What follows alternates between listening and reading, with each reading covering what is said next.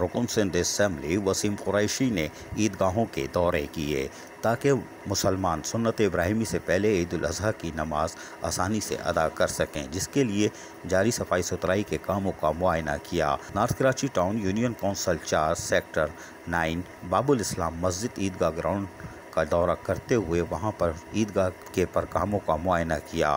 یہاں پر تقریباً نماز عید میں 25,000 سے زائد کا مجمع موجود ہوتا ہے، جس پر وہاں کے امام مسجد اور علاقائی عوام نے بھی اس موقع پر پاکستان کے رکن سندھ اسمبلی وسیم قریشی کا شکریہ ادا کیا۔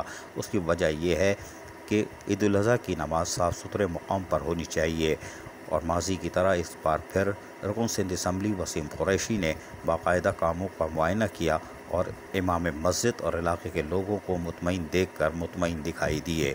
اس موقع پر نارتھ کراچی ٹاؤن کے جوائنٹ آرگنائزر بلدیاتی انچارج اقبال احمد خان، وسیم اور دیگر بھی موجود تھے۔ عزیز عارف، KBS بلدیاتی نیوز کراچی۔ ایسی ہی خوبصورت ویڈیوز فیوچر میں حاصل کرنے کے لیے ریڈ بٹن پر کلک کر کے اور بیل آئیکن کو پریس کر کے ہم سب کے سبسکرائبر بننا مت بھولیے۔